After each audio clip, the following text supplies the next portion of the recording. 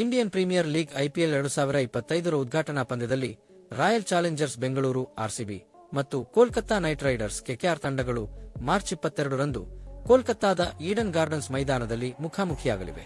ಈ ಪಂದ್ಯಕ್ಕೆ ಮಳೆ ಅಡ್ಡಿಯಾಗುವ ಸಾಧ್ಯತೆ ಇದೆ ಎಂದು ಹವಾಮಾನ ಇಲಾಖೆ ಮುನ್ಸೂಚನೆ ನೀಡಿದೆ. ಪಂದ್ಯ ಆರಂಭವಾಗುವ ಹೊತ್ತಿಗೆ ಮಳೆ ಬೀಳುವ ಸಾಧ್ಯತೆ 10%ರಷ್ಟಿದ್ದು, ರಾತ್ರಿ 11 ಗಂಟೆಯ ವೇಳೆಗೆ ಮಳೆಯ ಸಾಧ್ಯತೆ 70%ರಷ್ಟಿದೆ. ಈಡನ್ ಗಾರ್ಡನ್ಸ್ನ ಪಿಚ್ ಇತ್ತೀಚಿನ ವರ್ಷಗಳಲ್ಲಿ ಗಮನಾರ್ಹ ಬದಲಾವಣೆಗಳನ್ನು ಕಂಡಿದೆ.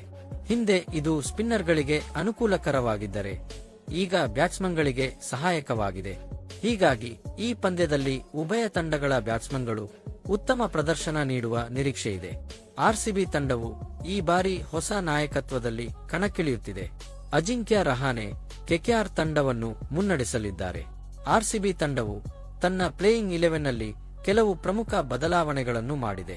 ಕೆಕೆಆರ್ ವಿರುದ್ಧ ಆರ್ಸಿಬಿ ತಂಡದ ಹೊಸ ಓಪನರ್ ಘೋಷಿಸಲಾಗಿದೆ. ಈ ಪಂದ್ಯದಲ್ಲಿ ಗೆಲುವು ಸಾಧಿಸಲು ಉಭಯ ತಂಡಗಳು ತೀವ್ರ ಪ್ರಯತ್ನ ನಡೆಸಲಿವೆ.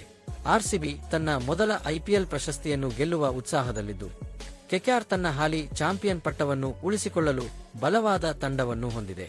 ಪಂದ್ಯದ ದಿನ ಹವಾಮಾನ ಪರಿಸ್ಥಿತಿಗಳು ಹೇಗಿರುತ್ತವೆ ಎಂಬುದನ್ನು ಗಮನದಲ್ಲಿಟ್ಟುಕೊಂಡು ಅಭಿಮಾನಿಗಳು ತಮ್ಮ ಯೋಜನೆಗಳನ್ನು ಈ ಬಾರಿ ನಿಮ್ಮ ಪ್ರಕಾರ ಯಾವ ತಂಡ ಕಪ್ಪು ಹೊಡೆಯುತ್ತದೆ ಎಂದು ಕಮೆಂಟ್ ಮಾಡಿ.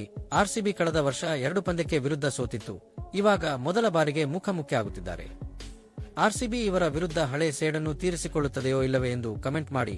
ಇದರಿಂದ ಆರ್ಸಿಬಿ ತಂಡಕ್ಕೆ ತುಂಬಾನೇ ಅನುಕೂಲ ಇದೆ. ಗೆದ್ದರೆ ಪಾಯಿಂಟ್ಸ್ ಟೇಬಲ್ನಲ್ಲಿ ಅಗ್ರಸ್ಥಾನದಿಂದಲೇ ಆರಂಭ ಮಾಡುತ್ತಾರೆ.